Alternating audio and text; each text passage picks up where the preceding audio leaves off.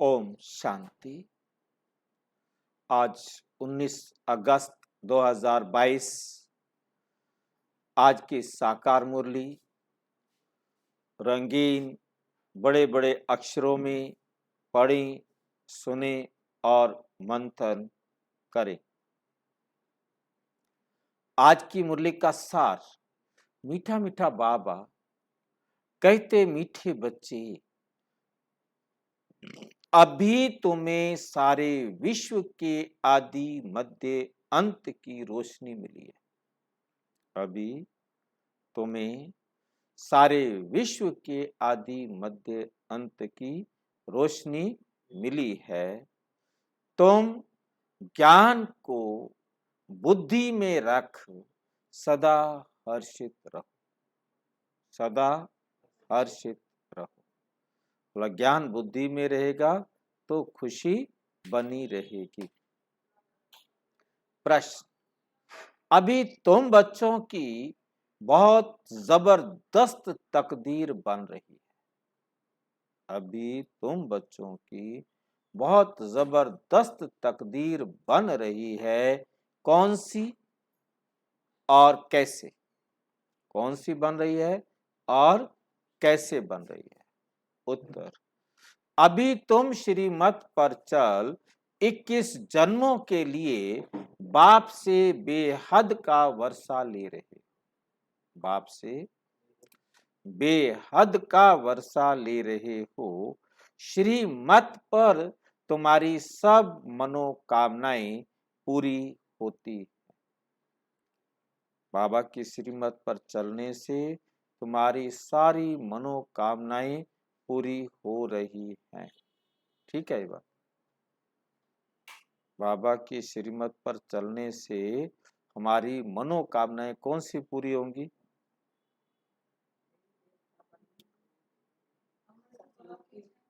हाँ जी, हमारी कोई सांसारिक इच्छाएं, क्योंकि हमारी सांसारिक इच्छाएं पूरी नहीं हो सकती।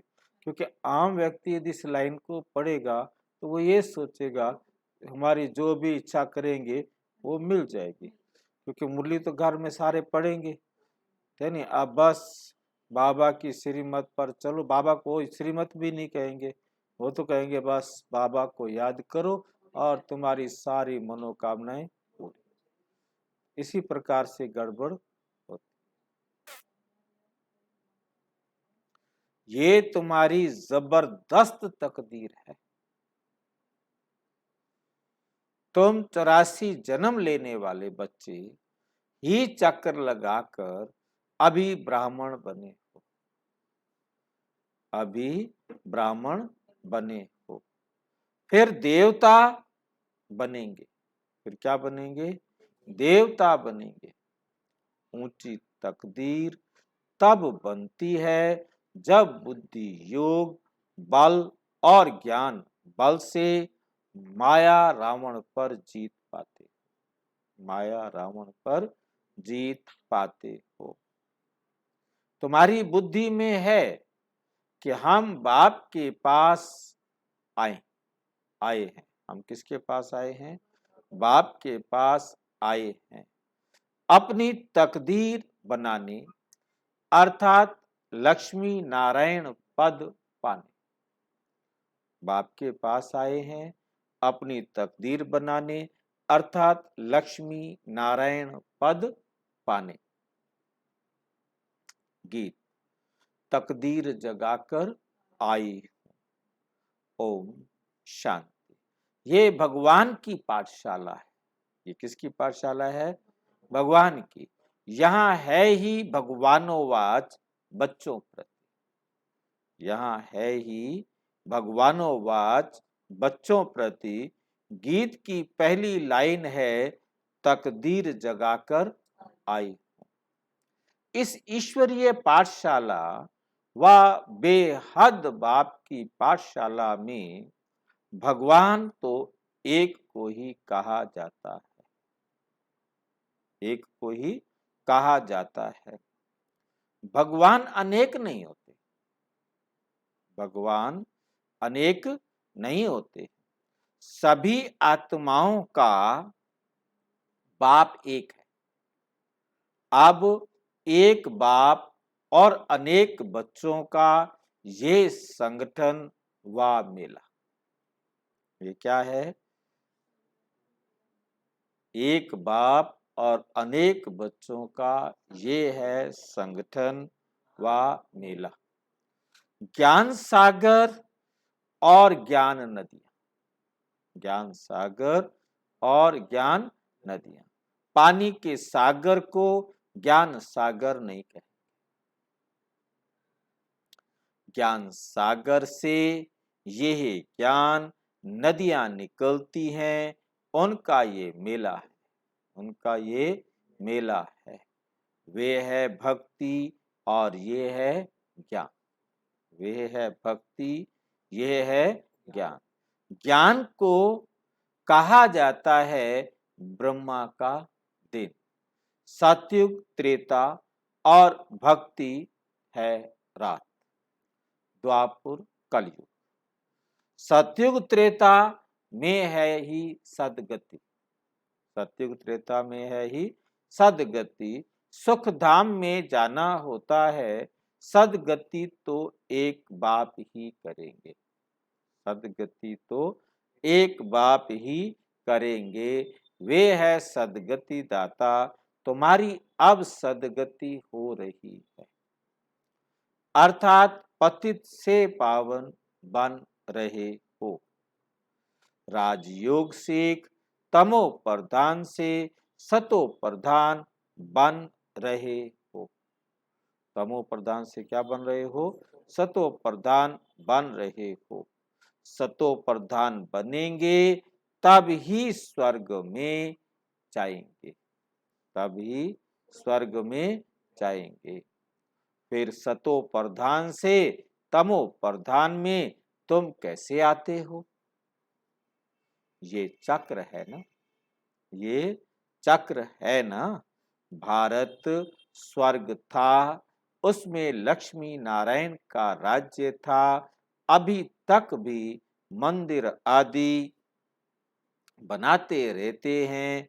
सतयुग में ये थे जरूर, सतयुग में यह थे जरूर।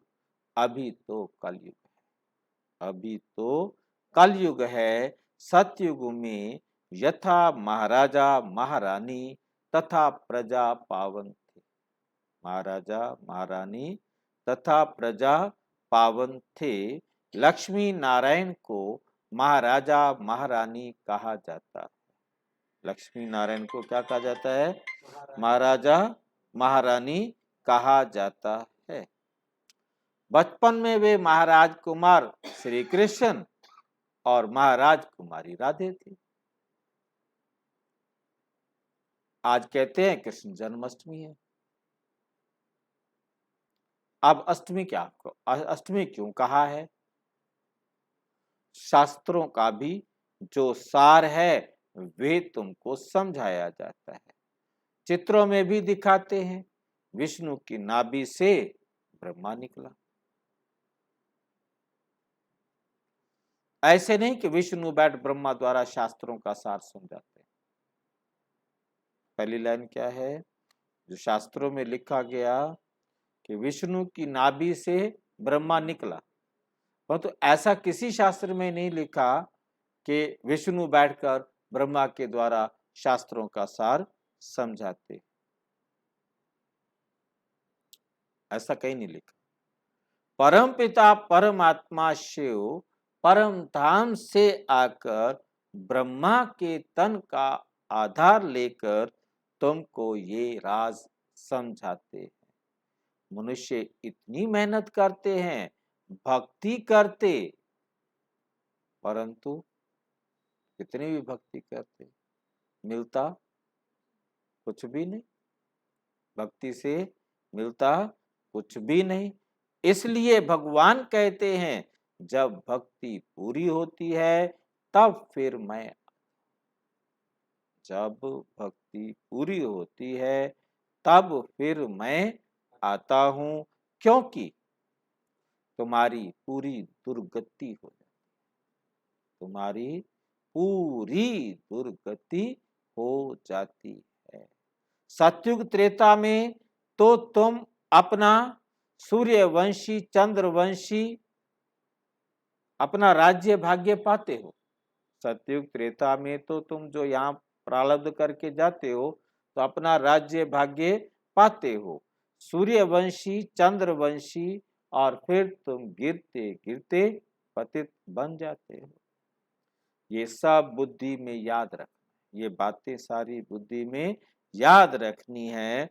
तुम बच्चों को अब सारे विश्व के आदि मध्य अंत की रोशनी मिली है, और कोई की बुद्धि में ये रोशनी नहीं है, और किसी की बुद्धि में ये रोशनी नहीं है। तुम जानते हो सबसे ऊपर है शिव बाबा, पीछे सूक्ष्म वतन में ब्रह्मा विष्णु शंकर, स्थूल वतन में है ये मनुष्य सृष्टि। मनुष्य सृष्टि, मनुष्य सृष्टि भी पहले पहले जगत अम्बा जगत पिता नाम गाया हुआ है। मनुष्य सृष्टि में सबसे पहले किसका नाम आएगा? जगत अम्बा का, फिर जगत पिता का नाम गाया हुआ है। सूक्ष्म वतन में सिर्फ ब्रह्मा ही दिखाते हैं, सूक्ष्म वतन में सिर्फ ब्रह्मा दिखाते हैं। ब्रह्मा देवताए नमः, विष्णु देवताए नमः। यहां जो ब्रह्मा सरस्वती हैं ये कौन है? ऊपर, एक तो ऊपर हो गया, एक यहां जो है ये कौन है बाबा पूछ रहे हैं।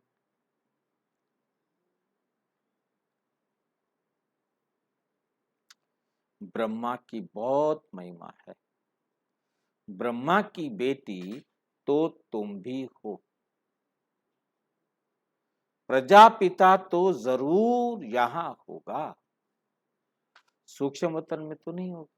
प्रजापिता तो यहां होगा ना, प्रजा जहां होगी। बाप को प्रजापिता द्वारा ही ज्ञान देना है। विष्णु को व शंकर को ज्ञान का सागर नहीं कहेंगे, ना तो विष्णु को ज्ञान का सागर कह सकते ना शंकर को। तो कितनी कमाल की बात है, इन्होंने किसी ने भी बैठकर ज्ञान सुनाया नहीं,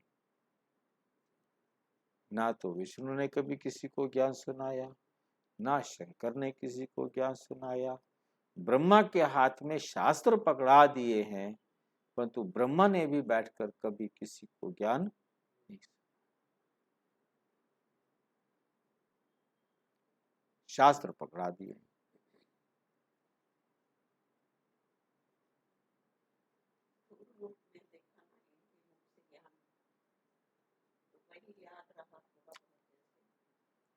मतलब याद रहा, मतलब ब्रह्मा के मुख से भी ज्ञान नहीं सुनाया, ब्रह्मा के भी मतलब उनको नहीं मालूम कि ब्रह्मा के मुख से किसी ने ज्ञान सुनाया। मतलब दुनिया वालों ने तो ब्रह्मा के शास्त्र पकड़ा दिए चारों हाथों में, चारों वेद पकड़ा दिए, ये लो जी बस।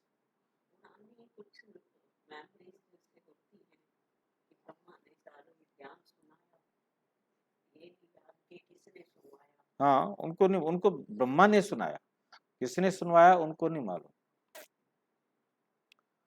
शंकर को ज्ञान सागर नहीं कहा जाता है, बाप को तो श्री श्री कहा जाता है।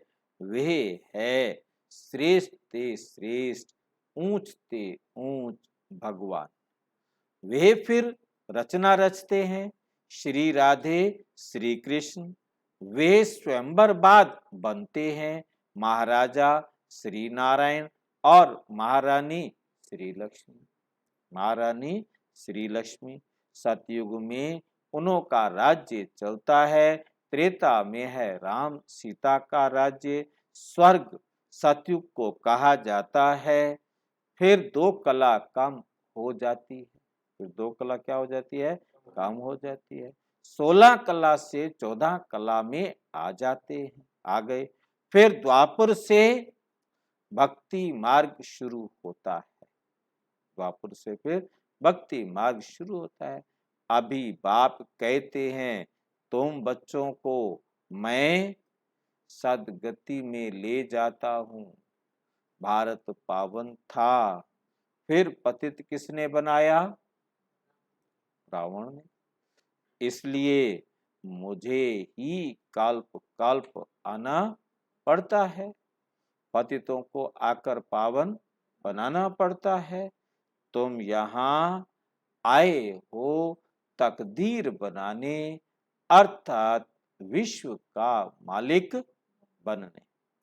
बाप समझाते हैं ये बुद्धि में रखो, तुम ही सो देवी देवता थे। तुम ही क्या थे? देवी देवता थे। अब ब्राह्मण बने हो, फिर देवता बनेंगे। यह बाजोली है। ये क्या है? बाजोली है। पहले पहले है चोटी, उसके ऊपर में है शिव बाबा। फिर ये ब्राह्मणों की रचना रची, एडॉप्ट किया। ब्राह्मणों की रचना रची, बच्चों को क्या किया? एडॉप्ट किया। जैसे बाप बच्चों का पिता है, वे हुए हद के पिता, और ये है बेहद का पिता। दो बाप हो गए। और प्रजापिता ब्रह्मा को ग्रेट ग्रेट ग्रैंड फादर कहा जाता है। इन दोनों को तो बाप कहा जाता है, परंतु प्रजापिता ब्रह्मा को क्या कहा जाता है? Great great grand father. ठीक है भाई।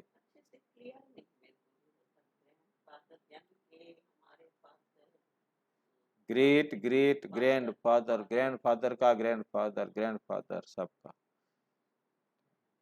ये कैसे हो गया भाई? शिव बाबा सिर्फ बाप है, जो आपका घर में है वो भी सिर्फ बाप है, और ये ब्रह्मा बीच में आके क्या बन गया? Great great grand father. क्यों बन गया ऐसे? ऐसे क्यों हो गया? हाँ, आदि देव तो ठीक है,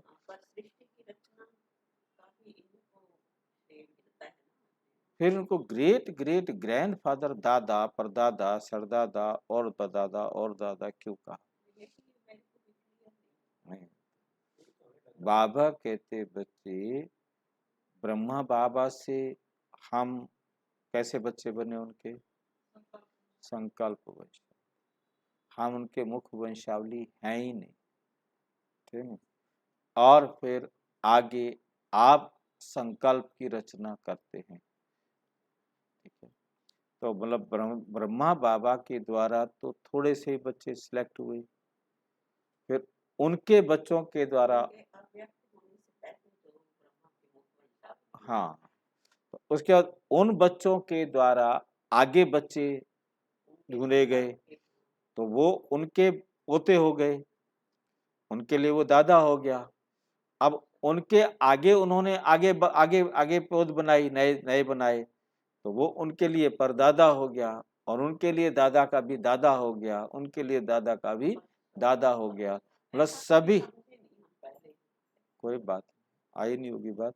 तो सभी धर्म पिताएं भी मतलब परमात्मा का ज्ञान लेंगे, तो लेने का आधार तो यही मुरलियां ही है नहीं?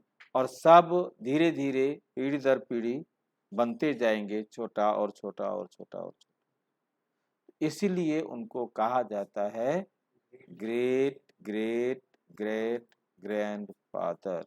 वो बड़े बड़े बाप दादा है, मतलब परदादा, उनका भी परदादा। क्योंकि आगे ग्रुप बनते जाएंगे ना, जैसे हर एक आत्मा के पीछे एक झाड़ है, तो अब आपका जो पीछे झाड़ आने वाला है नहीं, वो उनके भी आगे झाड़ है। तो इस प्रकार से ग्रेट, हाँ, मतलब एक नया झाड़, नई दुनिया बन जाती है ना। अब कोई टहनी ऐसी होती है ज्यादा फलीभूत होती है, कोई टहनी ऐसी होती है कम फलीभूत होती है, परंतु है तो सही ना। कितनी आत्माओं ने, हाँ वो तो जो भी वो कम हुए, तो जनसंख्या तो बढ़ रही है ना, जनसंख्या बढ़ ही रही है ना, ऐसे ही बाबा के बच्चे भी बढ़ ही रहे हैं ना। ये बात, तो कितने भाई बहनों ने सेंटर खोले, कितने भाई बहन बने, हर एक सेंटर से कितने कितने सेंटर बनते जा रहे हैं।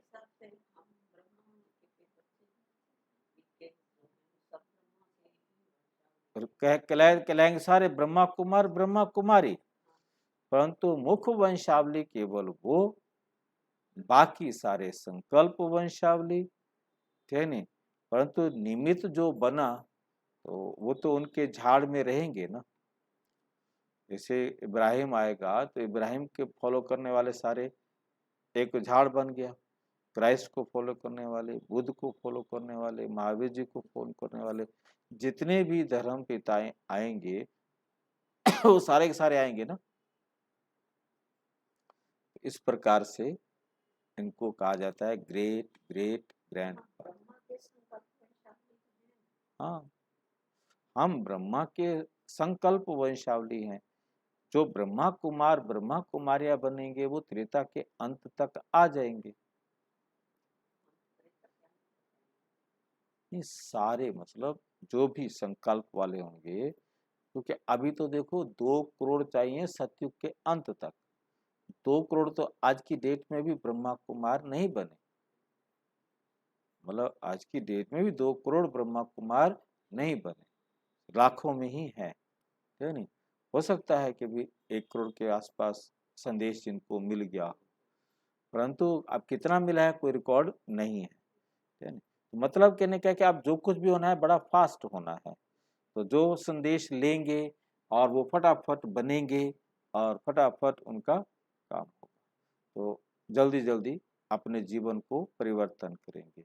उनको ज्ञान बड़ा सुलझा हुआ मिलेगा, तुरंत समझ में आ जाएगा, क्योंकि जितना कंसेप्ट अब क्लियर है उतना कंसेप्ट पहले कभी किसी को भी क्लियर नहीं। इस संगम पर उनकी महिमा है, जबकि शिव बाबा आकर अडॉप्ट करते हैं ब्रह्मा सरस्वती और तुम बच्चों को, ब्रह्मा को सरस्वती को और हम बच्चों को शिव बाबा आकर अडॉप्ट करते हैं। अभी फिर तुमको पावन बना रहे हैं।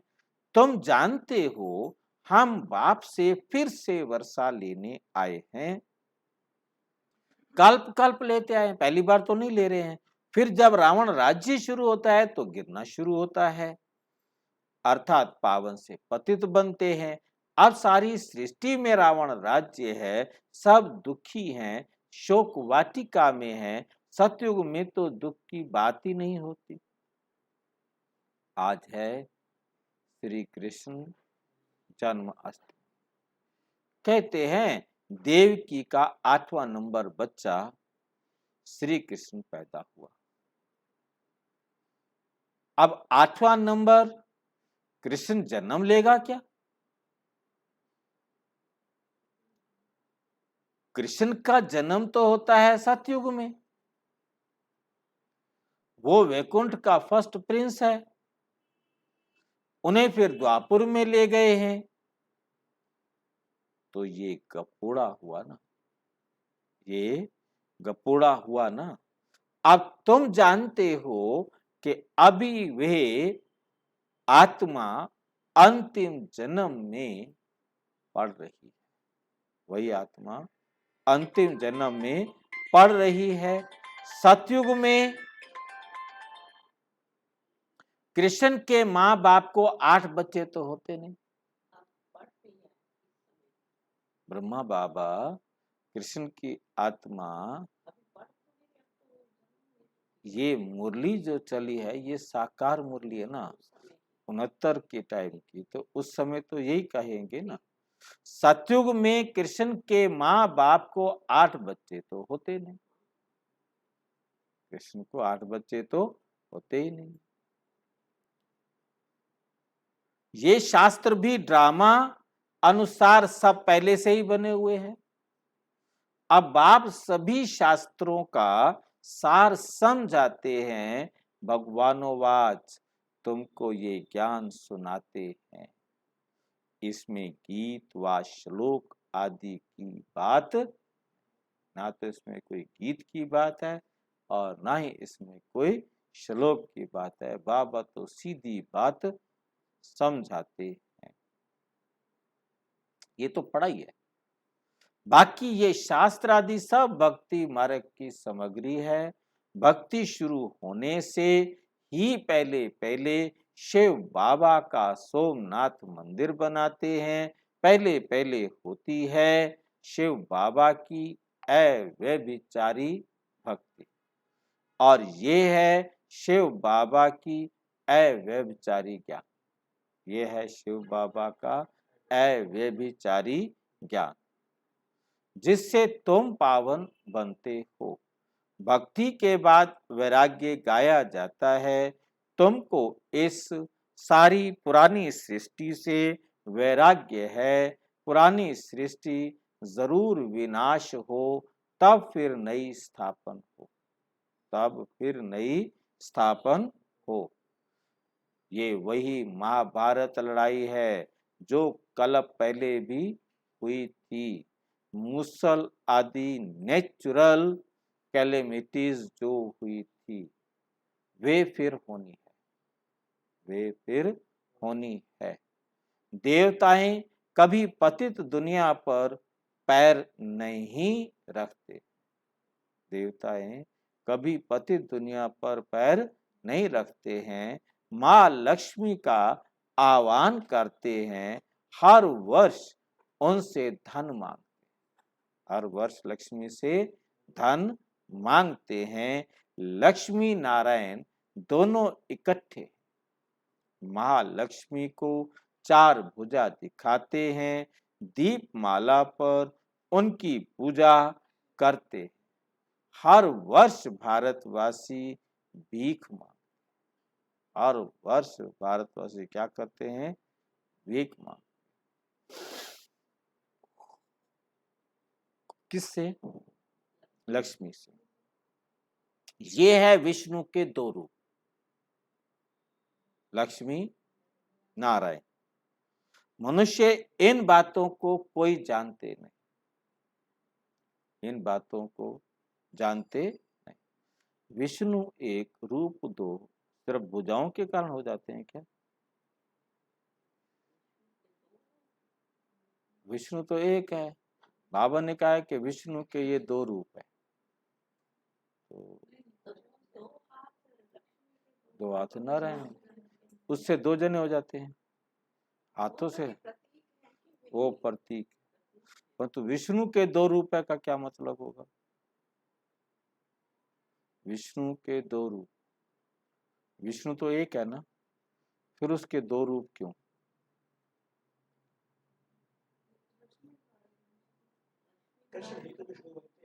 हाँ जी, एक कृष्ण हो गया, एक विष्णु हो जाएगा,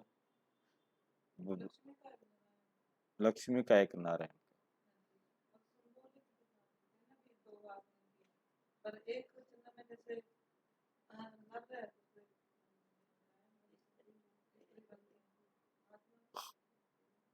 विष्णु दोनों ही 2 रूप विष्णु के मतलब है कि चाहे नारायण बनो चाहे लक्ष्मी बनो, हर एक, हाँ एक जन्म वो। मतलब कहने का है कि हर एक आत्मा ने लक्ष्य है कि हमने विष्णु चतुर्भुज बनना है। और तो विष्णु चतुर्भुज बनने के बाद चाहे हम लक्ष्मी बने तो चाहे हम नारायण, मतलब ये विष्णु के 2 रूप। बाकी विष्णु के 2 रूप मतलब ये नहीं ले लेना है कि लक्ष्मी नारायण ही दोनों विष्णु के 2 रूप है, क्योंकि राधा अलग है, कृष्ण अलग है। तो राधा ने भी अपनी मेहनत करके, मतलब मम्मा ने भी अपनी मेहनत की, बाबा ने भी अपनी मेहनत की, दादी प्रकाशमणि ने भी अपनी मेहनत की। 3 को ले लें, समझ में आसान हो जाएगा कि तीनों ने अपने आप को विष्णु चतुर्भुज बनाया। और फिर क्योंकि दादी ने लड़के के रूप में जन्म लिया, बाबा ने लड़के के रूप में जन्म लिया, मम्मा ने लड़की के रूप में जन्म,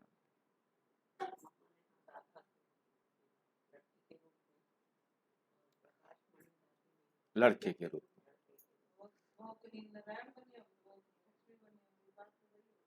मतलब ब्रह्मा बाबा लड़के के रूप में जन्म ले, कृष्ण के रूप में, वो राधा के रूप में, वो लड़के के रूप में।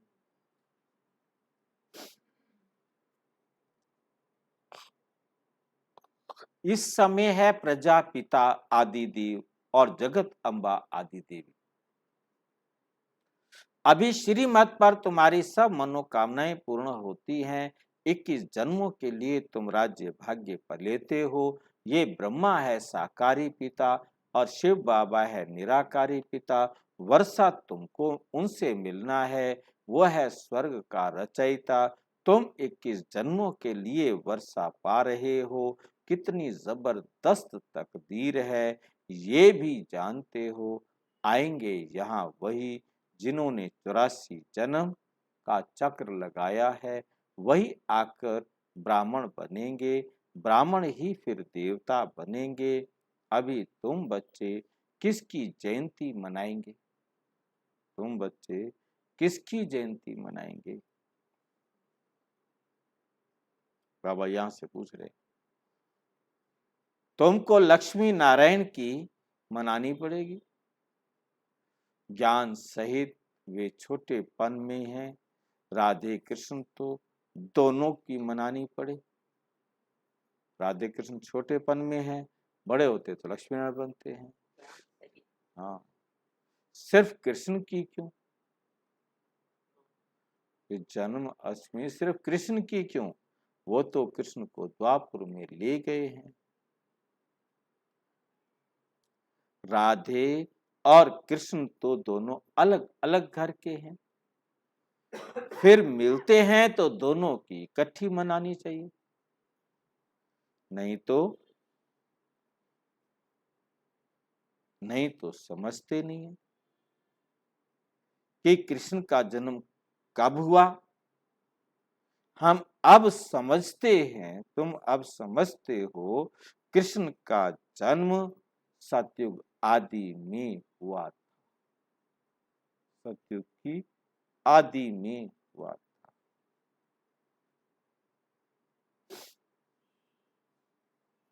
राधे का भी सतयुग आदि में कहेंगे। कर के 2-4 साल का अंतर होगा बाबा में और मम्मा में, 2-4 साल का अंतर रहेगा। ब्रह्मा बाबा कृष्ण के रूप में जन्म लेगा और मम्मा राधा के रूप में जन्म लेगी। उसमें 2 साल का, दोनों में 2 साल का अंतर।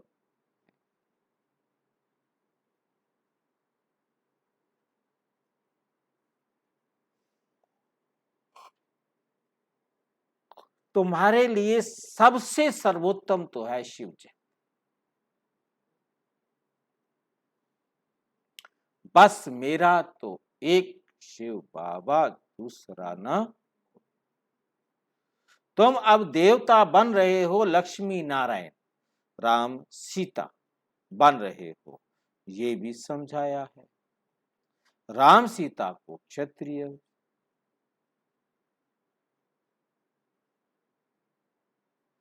राम सीता को क्षत्रिय चंद्रवंशी क्यों कहा?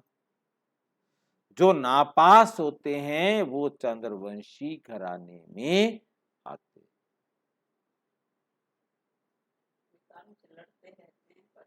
हाँ, जितनी पाप,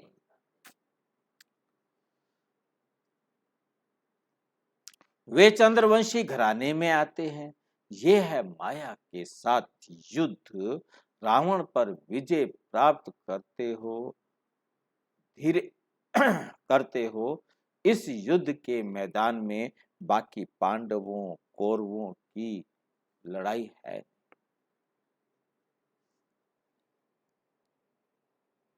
तुमको माया पर जीत पानी है। बाप आत्माओं को कहते हैं मामेकम याद करो, तो तुम्हारे विकर्म विनाश होंगे, माया पर जीत हो जाएगी।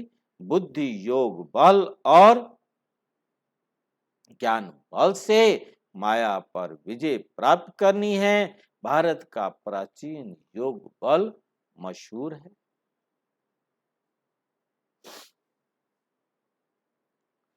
जिससे तुम रावण पर जीत पाकर राज्य लेते हो, बड़े ते बड़ी तकदीर है ना। मुख्य बात है बेहद के बाप को, बेहद के बाप को और वश्य को 21 जन्म सदा सुख के वर्षे को याद करना है। सेकंड में स्वर्ग की बादशाही। जब तक बाप की पहचान बुद्धि में नहीं बैठी है, बाप की पहचान बुद्धि में, तब तक समझ नहीं सकते। कुछ भी कर लो समझ में नहीं आएगा। यहाँ कोई साधु संत आदि नहीं है, ना कोई गीता व शास्त्र आदि उठाते रहते हैं।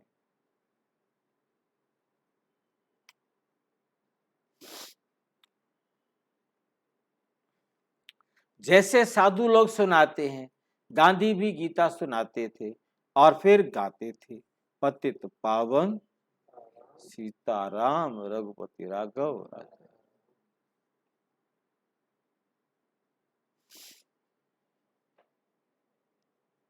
अब गीता तो भगवान ने गाई। अगर गीता का भगवान कृष्ण था तो फिर राम सीता को क्यों याद करते?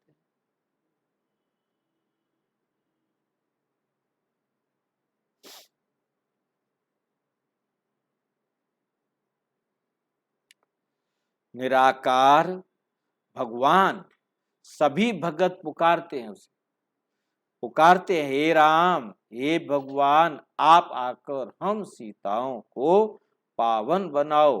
फिर कहते रघुपति राघव।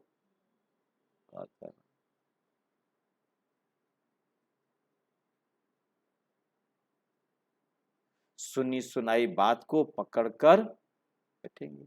फिर गंगा को पतित पावनी क्यों कहते हैं?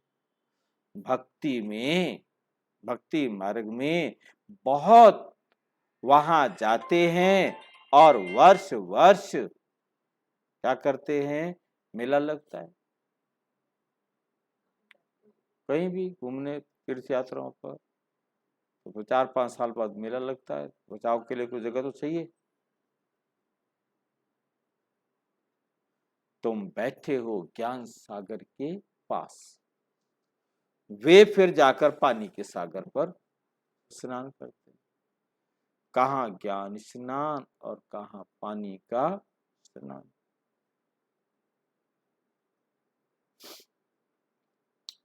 पावन तो बनते नहीं, कितना गंगा जी में स्नान कर लो, पावन तो बनते नहीं।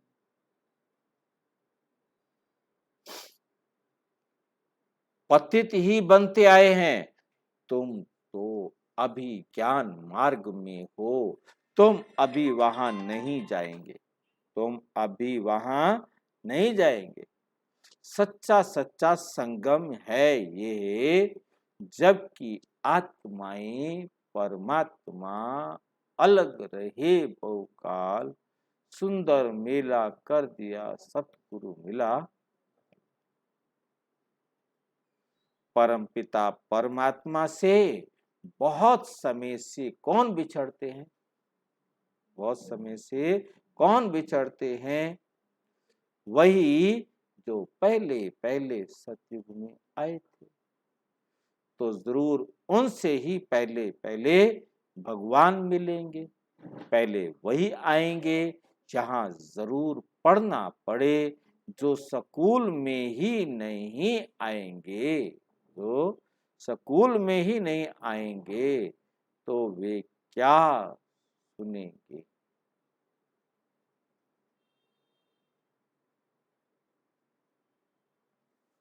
गुये गुये पॉइंट्स कैसे समझेंगे?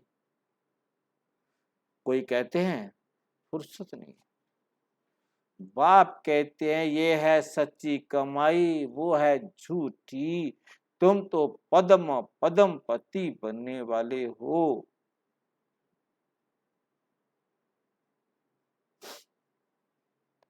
पद्म पति बनते हो, बाकी इस समय ये तो है झूठी सौकारी। बल कितने भी कोई लखपति करोड़पति हैं, गवर्नमेंट भी उनसे कर्जा लेती है, परंतु है तो सब झूठी काया, झूठी माया और झूठा ये संसार।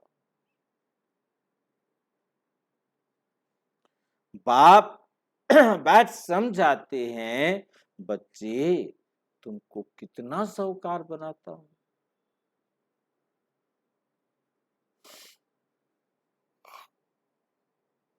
अभी रावण ने तुमको कितना दुखी बनाया, अब उन पर जीत पानी है। लड़ाई की कोई बात, लड़ाई की कोई बात नहीं, लड़ाई से विश्व का मालिक नहीं बन सकते, तुम योग बल से विश्व का मालिक बनते हो। योग सिखलाते हैं, पाप उनकी आत्मा भी सीखती है। बाप इनकी आत्मा में बाप क्या करते, कहते बाप इनकी आत्मा में, आत्मा भी सीखती है। बाप कहते हैं योग तो सिखलाते हैं बाप, परंतु इनकी आत्मा भी सीखती है। बाप इनमें प्रवेश हो, तुमको ज्ञान सुनाते हैं, कहते हैं मैं तो जन्म मरण रहित।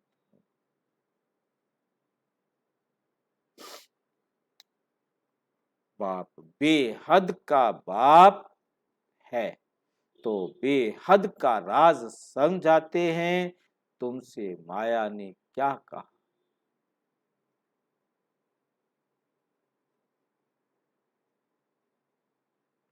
तो बेहद का राज समझाते हैं, तुमसे माया ने क्या क्या करवाया,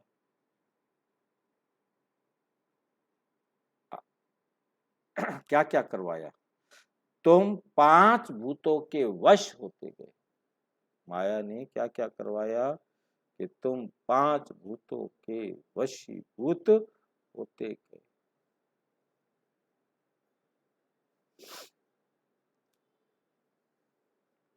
क्या हाल हो गया है, तुम कितने धनवान थे, भक्ति मार्ग में फालतू खर्चा करते करते अब तुम्हारी क्या हालत हो गई है।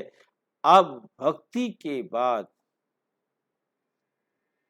भगवान आकर स्वर्ग की बादशाही देते, इसलिए सदगति करने को ही आना पड़ता है। शिव बाबा को सबको सदगति करने के लिए आना पड़ता है। अच्छा, मीठे मीठे सिक्की लदे बच्चों प्रति माता पिता बाप दादा का याद प्यार और गुड मॉर्निंग। रूहानी बाप की रूहानी बच्चों को नमस्ते। हम रूहानी बच्चों की रूहानी बाप दादा को नमस्ते। धारणा के लिए मुख्य सार नंबर 1, पद्म पद्मा पद्मपति बनने के लिए सच्ची कमाई करनी। क्या बनना है हमने, पद्मा पद्मपति। अनगिनत समय लग जाए, मतलब कितना भी पढ़ाई करने, पद्मा पद्मपति बनना माना पवित्र, कमल फूल समान पवित्र बन के दिखाना।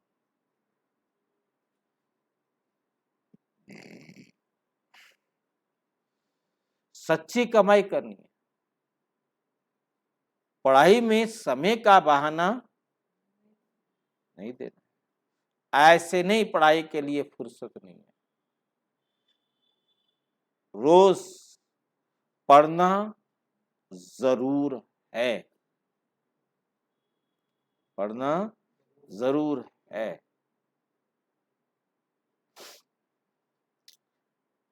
एक बाप की अव्यभिचारी याद में रह आत्मा को सतो प्रधान बनाना।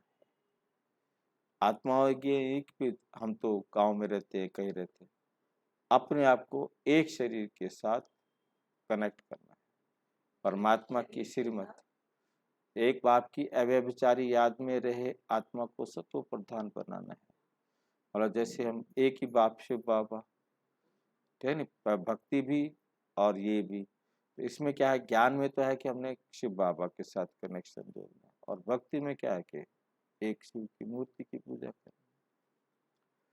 एक बाप की अव्यभिचारी याद में रहे आत्मा को सतो प्रधान बनाना है। मेरा तो एक शिव बाबा, दूसरा ना। यही पाठ पक्का करना बस, और कुछ भी सुनना सुनाना वरदान। सदा एक बाप के स्नेह में समाये हुए सर्व प्राप्तियों में संपन्न और संतुष्ट भव।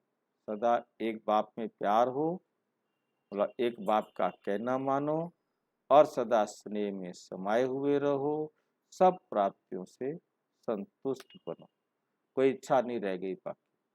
जो बच्चे सदा एक बाप के स्नेह में समाये हुए हैं, बाप उनसे जुदा नहीं और वे बाप से जुदा नहीं, हर समय बाप के साथ के स्नेह के रिटर्न में सर्व प्राप्तियों से संपन्न और संतुष्ट रहते हैं। इसलिए उन्हें और किसी भी प्रकार का उन्हें इसलिए उन्हें और किसी भी प्रकार का सहारा आकर्षित नहीं कर सकता। मतलब कोई और सोचे भी ये अच्छा है, इनके पास चले जाएंगे। स्नेह में समाई हुई आत्माएं सदा सर्व प्राप्ति संपन्न होने के कारण सहज ही मेरा तो एक बाप, दूसरा ना कोई, इस अनुभूति में रहती है। समाई हुई आत्माओं के लिए एक बाप ही संसार है। अच्छा स्लोगन है, हद के मान शान के पीछे हद के मान शान के पीछे दौड़ लगाने की बजाय स्वामान में रहना ही श्रेष्ठ शान है। श्रेष्ठ शान है, और एक ही बाप की